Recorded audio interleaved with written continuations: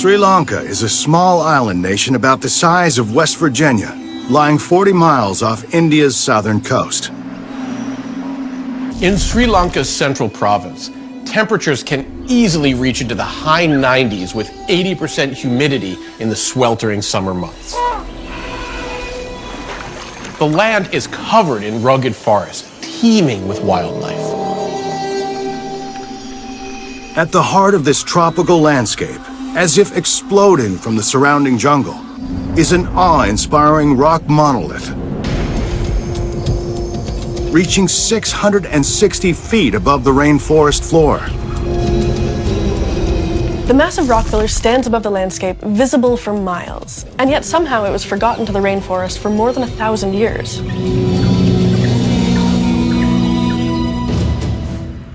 In 1851, British mountaineers climbed the rock that's known to the locals as Sigiriya, looking for adventure.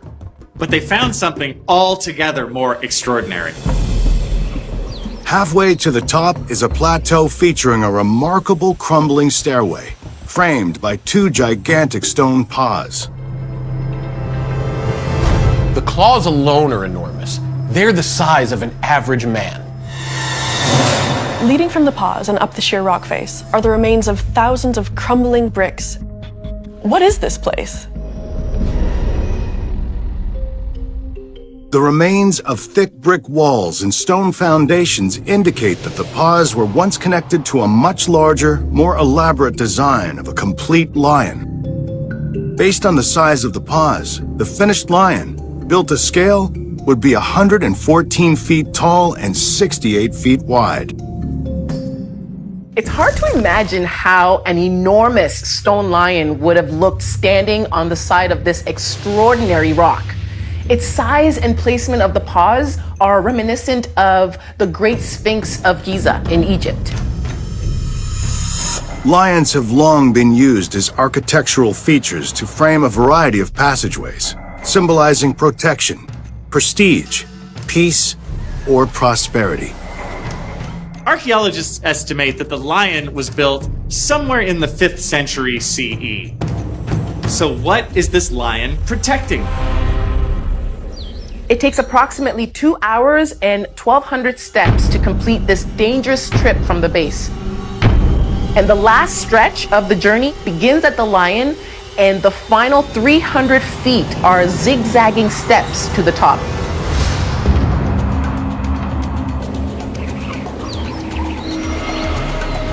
The breathtaking summit is covered by 3.7 acres of landscaped gardens, terraces, and the foundations of many large structures. The top of the rock is completely exposed to the elements, with little protection from wind, rain, and sun. And its vantage offers unobstructed 360-degree views for hundreds of miles. Whoever lived here either wanted to see or be seen. This enormous rock column is what remains of a long-extinct 2-billion-year-old volcano. Over time, battered by weather, the volcano eroded away, leaving the hardened magma core surrounded by rainforest.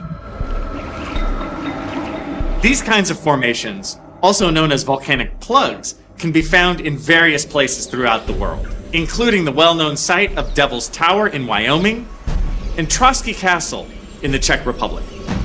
Many of these sites are home to imposing fortresses as a result of their vantage point, height, and striking appearance. Could Sigiriya be a fortress as well?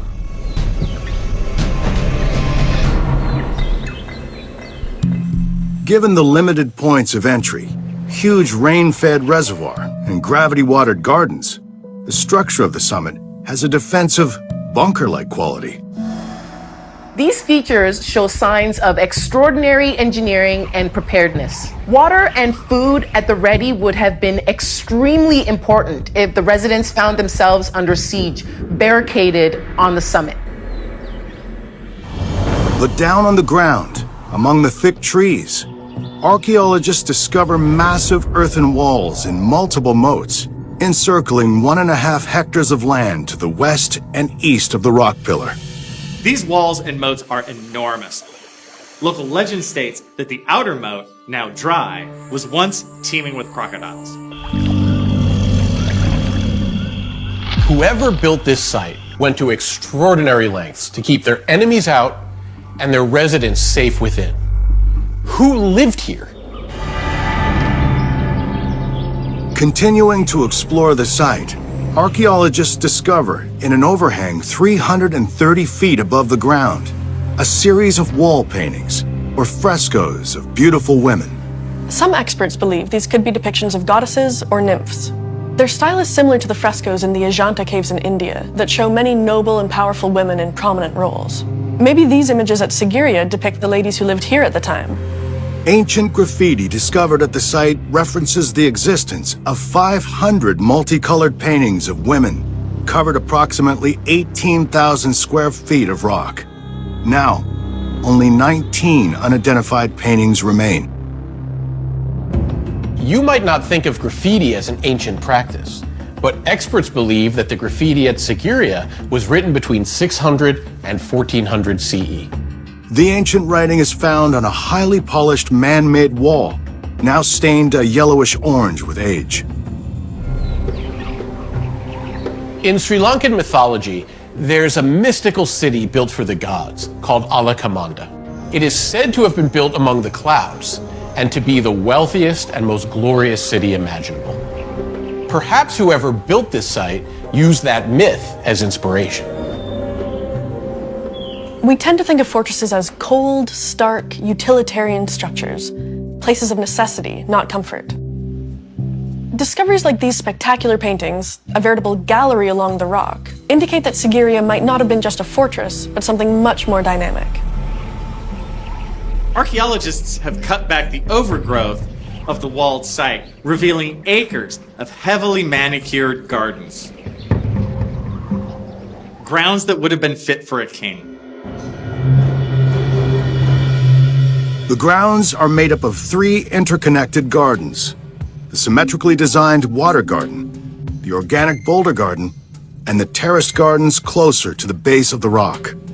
The water gardens use a complex system of hydraulic power to feed the pools and fountains that still function today.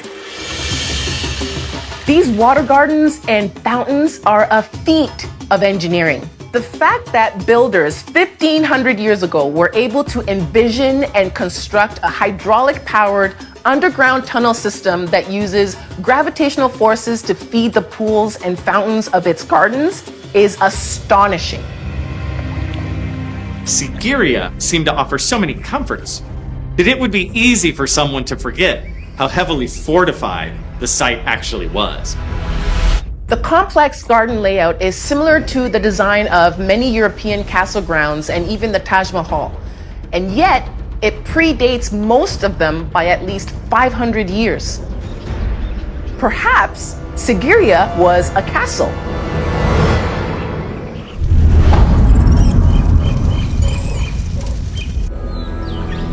On the island nation of Sri Lanka, deep in the jungle, discoveries of fortified walls and moats protecting beautiful works of art and design leave experts questioning the function of a place like Sigiriya.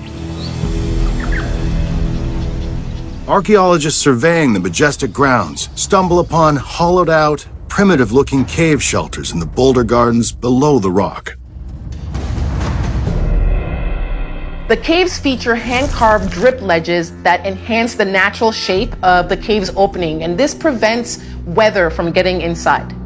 This feature is unique to monastic caves in Sri Lanka. Monks skillfully enhance the natural environment to make it a good place for meditation.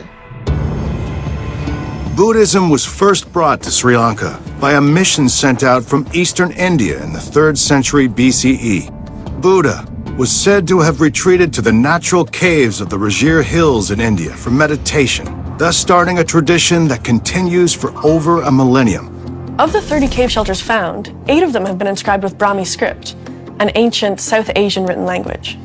Scientists dating the caves believe that they were created between the 3rd century BCE and the 1st century CE, many hundreds of years before Sigiriya's moats were dug or frescoes were painted. The discovery of the caves proves that humans have been drawn to this rock for over 5,000 years. Sri Lankan records indicate that this rock was the site of spiritual practice for Buddhist monks of the time. According to translated Buddhist chronicles, King Kashyapa stole the crown from his brother by imprisoning his father, who was then buried alive in the walls of his prison cell. Worried that his brother, the rightful heir, would retaliate, he began building a fortified palace at the rock in 477 CE. The king employed thousands of skilled laborers and artisans who worked draft animals and elephants for years to build sigiriya to his unique specifications. Overcome with guilt, King Kashyapa may have been overcompensating with the scale and majesty of sigiriya. Eventually, Kashyapa's brother and the rightful heir, King Datusena, conquered Sigiriya in 495 CE, claiming the relics, destroying the palace, and ultimately returning the site to the monks. The monks continued to live at Sigiriya for hundreds of years, but likely struggled to maintain the entire site, letting it fall into disrepair. They would have no use for the comforts sigiriya offered, and were even thought to have destroyed many of the frescoes.